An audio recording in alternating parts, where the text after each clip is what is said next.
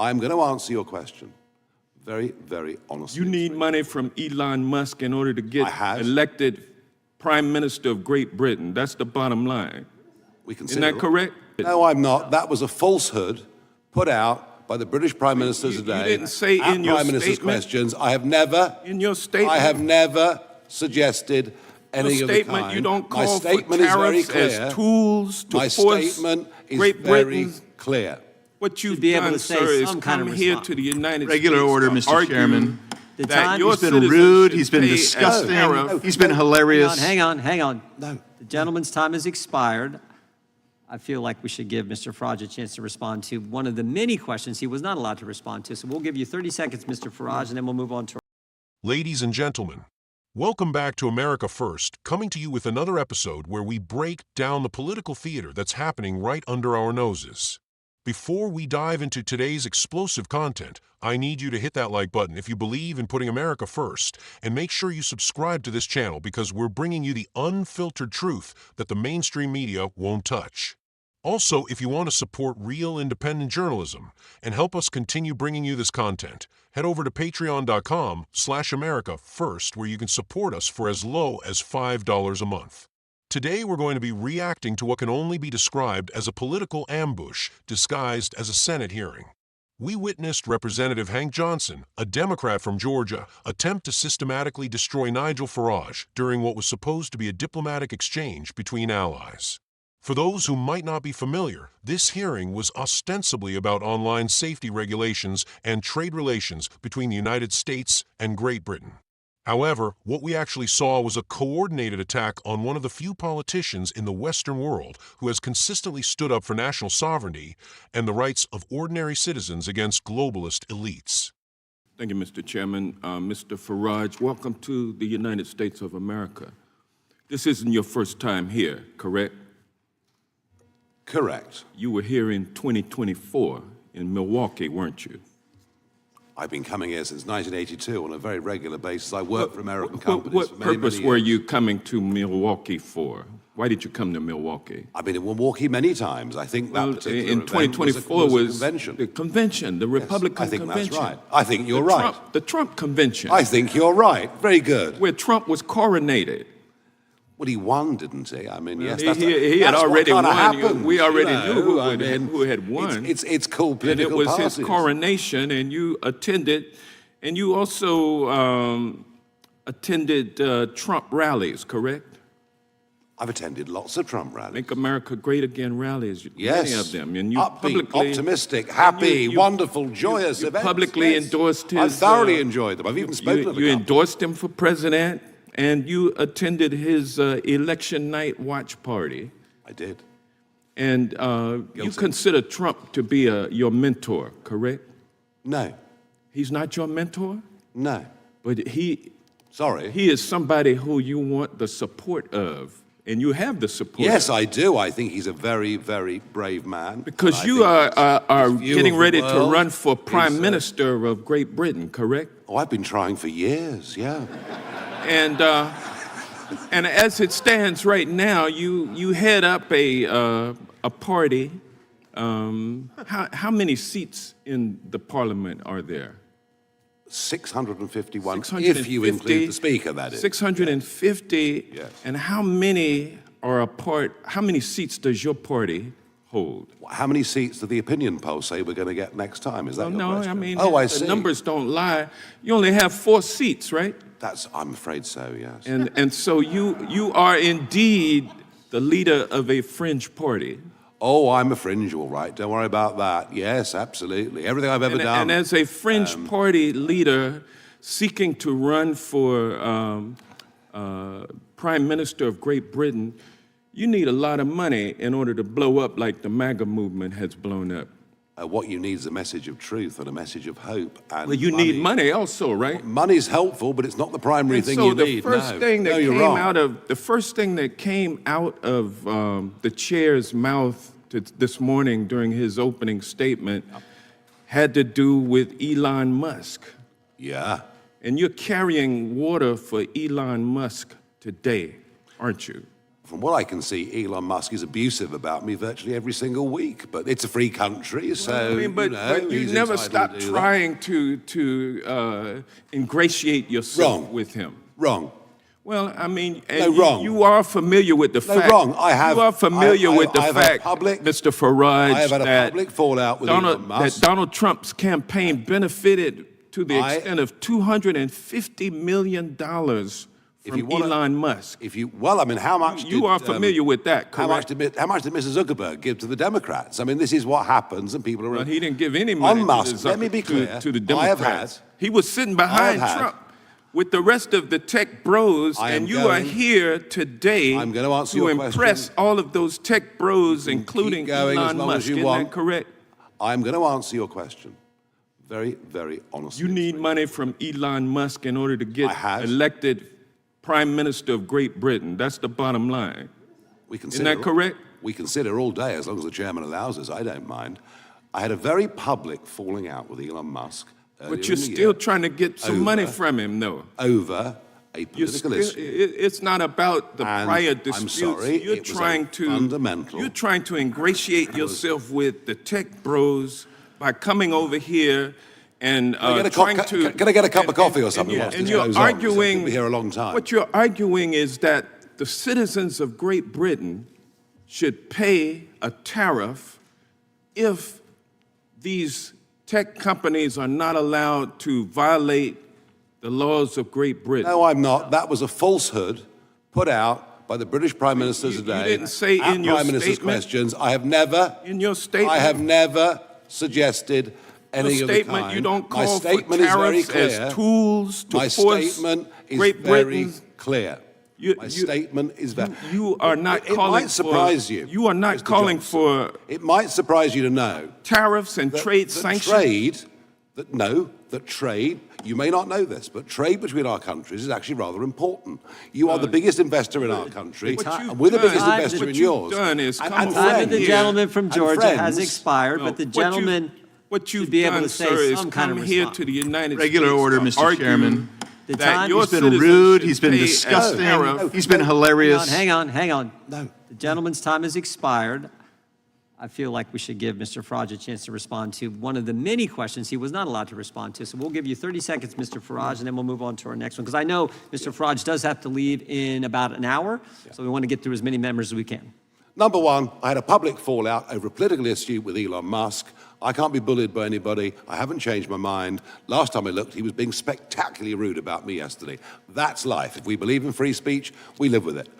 What I have made very clear. Fixated on. What I have Hang on, made. hang on. Sorry, no, this is my turn, I Yeah, think. Yeah, you got another Thank you, 15 Mr. seconds. Chairman. What I've made perfectly clear in this paper is the situation we've got with successive pieces of legislation, including now the Online Safety Act, is a danger to trade between our countries. And allies and friends and trading partners have honest conversations with each other. I hope many American companies and politicians have honest conversations with the British done government. it. I've not suggested sanctions at all in any way. Now, let me start by saying something that might surprise some of you. I don't agree with everything Nigel Farage has ever said or done, but what I witnessed in that hearing room was nothing short of a disgrace to American democracy and our tradition of respectful diplomatic discourse. Johnson's behavior was not just embarrassing. It was strategically designed to humiliate a foreign political leader who has the audacity to challenge the established order that both American and British elites have worked so hard to maintain. Let's break down what really happened here, because the media coverage you're seeing is completely missing the point. This wasn't about Elon Musk, this wasn't about campaign finance, and this certainly wasn't about trade policy. This was about sending a message to any political leader, anywhere in the world, who dares to challenge the globalist consensus that has dominated Western politics for decades. Farage represents something that terrifies the establishment on both sides of the Atlantic. He's living proof that ordinary people can organize, can fight back against unelected bureaucrats, and can actually win.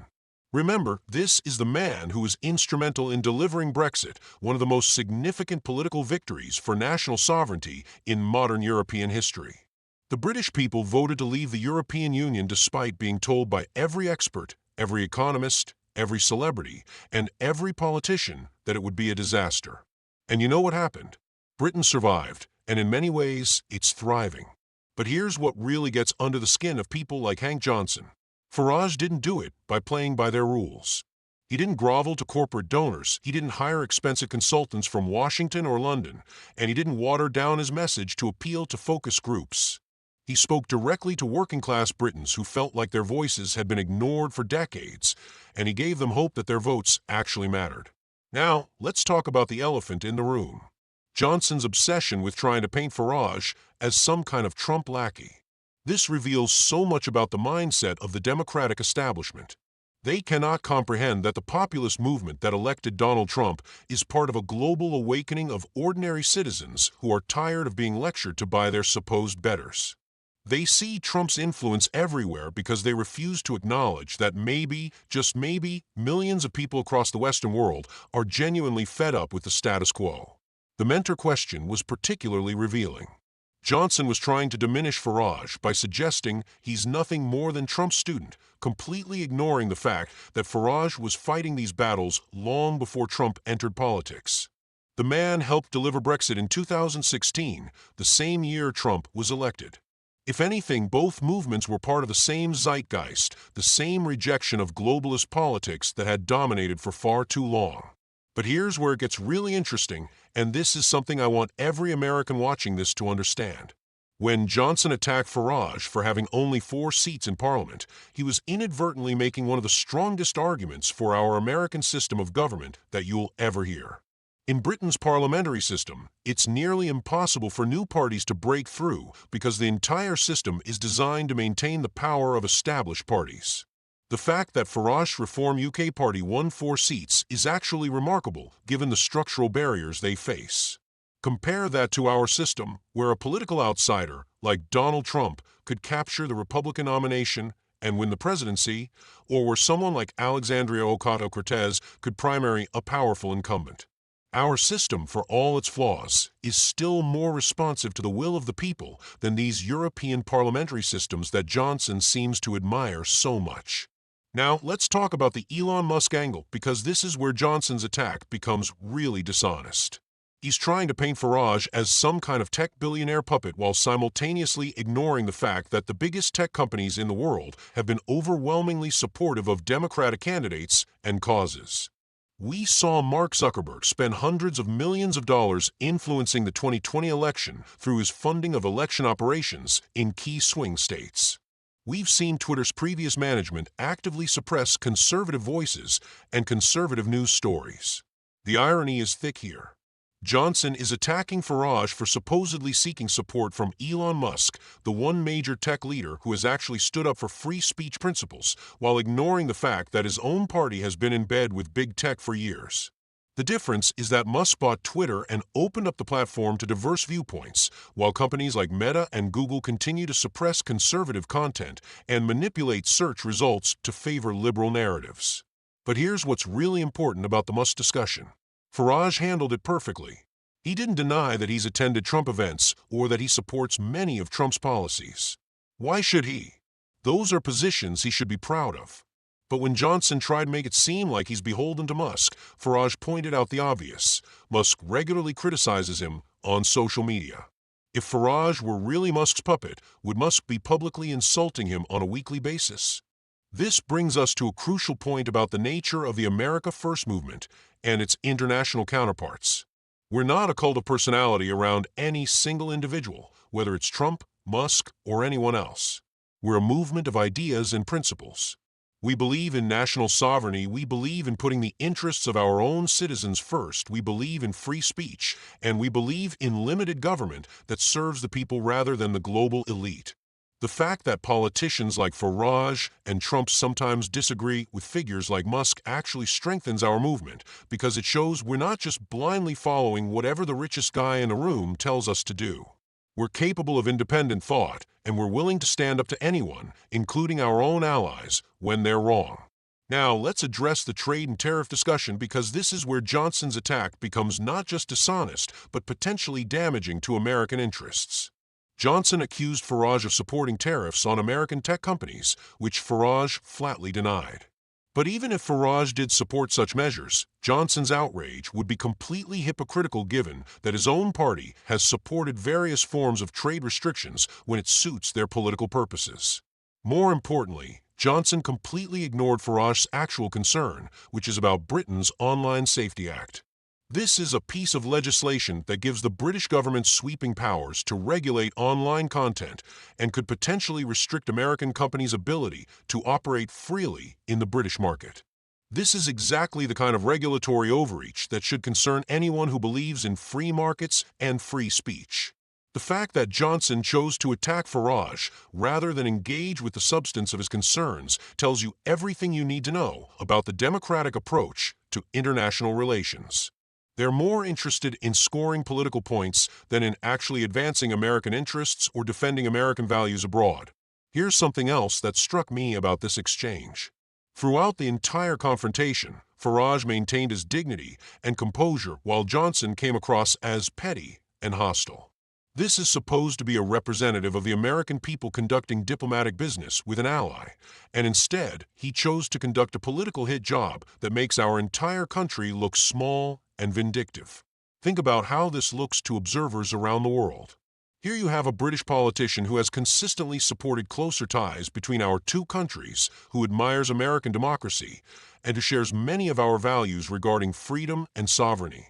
And our response is to publicly humiliate him in a congressional hearing? This is not how a confident superpower conducts itself. But there's a deeper issue here that goes beyond just diplomatic protocol.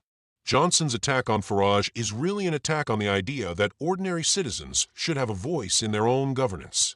Throughout the questioning, Johnson kept returning to the fact that Farage's party only holds 4 seats, as if this somehow delegitimized his right to speak or participate in the political process. This reveals a fundamentally anti-democratic mindset that has infected much of our political establishment.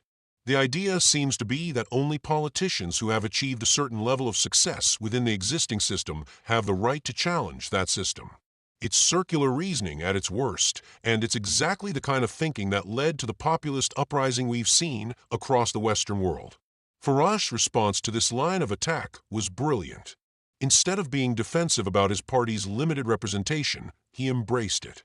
He acknowledged that he's always operated from the fringes, that he's built his career on challenging the establishment from the outside. This is exactly the right approach because it forces his critics to explain why being outside the mainstream is necessarily a bad thing. After all, every major political movement in history started from the fringes. The American Revolution was a fringe movement. The abolition of slavery was a fringe movement. Women's suffrage was a fringe movement. The civil rights movement was a fringe movement. The idea that political legitimacy only comes from institutional approval is not just wrong, it's dangerous to democratic governance. This is why I have so much respect for politicians like Farage, and it's why I believe the America First movement is so important. We're willing to stand up and fight for our principles, even when the entire establishment is arrayed against us. We don't need the approval of the mainstream media, we don't need the blessing of corporate donors, and we certainly don't need the permission of foreign policy experts who have been wrong about virtually everything for the past 30 years. The hearing also revealed something important about the current state of the Democratic Party. They've become so obsessed with Trump and with the populist movement he represents that they can't engage with policy issues on their own merits. Everything has to be filtered through the lens of their Trump hatred, even when they're dealing with foreign politicians who have their own independent political careers and their own democratic mandates. This obsession is not just politically counterproductive, it's actively harmful to American interests. When you're so focused on scoring points against your domestic political opponents that you're willing to damage relationships with allied nations, you've lost sight of what governing is supposed to be about. Let me be clear about something else. I don't think every American politician needs to agree with everything Nigel Farage says or does. We can have honest disagreements with our allies while still treating them with respect and dignity. But what Johnson did in that hearing wasn't honest disagreement. It was political theater designed to generate headlines and fundraising emails. The question we need to ask ourselves is this: what kind of country do we want to be? Do we want to be a nation that welcomes diverse viewpoints and engages in substantive policy debates with our allies?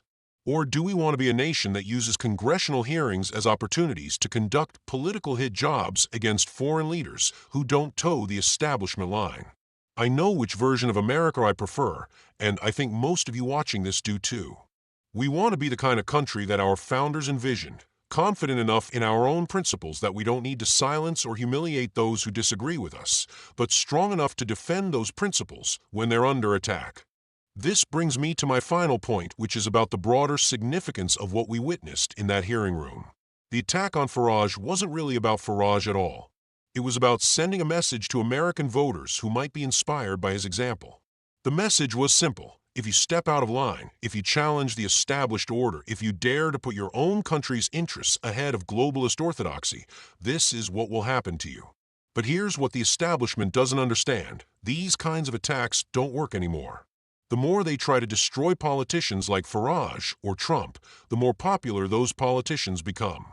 The more they reveal their own contempt for ordinary voters, the more those voters turn against them. We saw this dynamic play out in the 2016 election. We saw it again in 2020 with Trump receiving more votes than any Republican candidate in history. And we're seeing it now as the America First movement continues to grow despite constant attacks from the media and the political establishment. The reason is simple. People can see through the lies and the manipulation. They understand that politicians like Farage and Trump represent a real alternative to the failed policies and corrupt practices that have dominated Western politics for far too long. They know that the establishment's hatred for these politicians is really hatred for the voters who support them. So let me end with this message for everyone watching. Don't let them intimidate you. Don't let them shame you for supporting politicians who actually fight for your interests. Don't let them convince you that you need their permission to participate in the political process of your own country. The future belongs to movements like America First because we represent something that the establishment can never offer: genuine representation for ordinary working Americans who love their country and want to see it succeed. We don't need their approval, we don't need their money, and we certainly don't need their permission to continue fighting for the principles that made America great in the first place. That's why I'm asking you again to support this channel by subscribing, by liking this video, and by visiting our Patreon page at patreon.com/AmericaFirst. We need your help to continue bringing you independent analysis that you won't find anywhere else in the media landscape. For just $5 a month, you can help us keep fighting for the truth and for the America First principles that will secure our nation's future. Thank you for watching, Patriots.